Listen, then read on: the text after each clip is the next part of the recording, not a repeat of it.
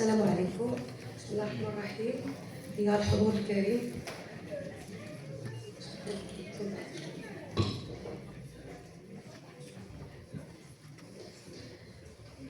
نجتمع اليوم وقلوبنا مثقلة بالحزن والأسى في الذكرى الأربعينية لرحيل امرأة استثنائية، زميلة عزيزة وإنسانة نادرة بتزنيت، تركت وراءها فراغا كبيرا لا يملأه شيء، رحلت فجأة رحمها، وكان القدر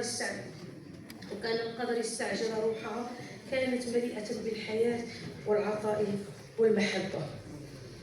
لقد كانت الفقيدة رحمها الله أكثر من مجرد زميلة في الحقل السياسي، كانت قلبا نابضا بالإنسانية وروحا بشوشا يزرع الأمل أينما حضرت، وصوتا يحمل الخير والمحبة للجميع. عرفت بصدقها، بطيبة أخلاقها، وحبها الكبير لعائلتها وأبنائها وزوجها وكل من عرفها من قرب، ضمنهم نحن.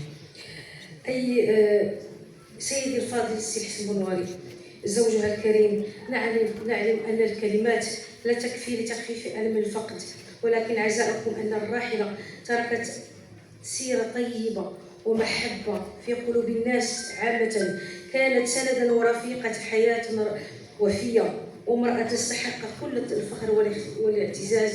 واليوم بهذه المناسبة الأربعينية نترحم على روحها الغالية.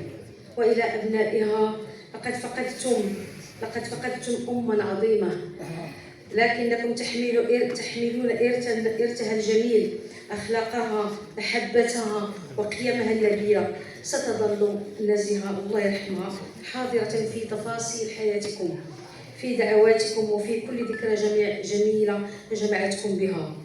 أما نحن زميلاتها وزملاؤها، صديقاتها وأصدقاؤها، فستظل ذكراها نتذكرها بكل خير، لأنها كانت إنسانة تترك الأثر الطيب قبل أن تترك المكان، كانت تحب وطنها وتحب عملها والناس من حولها.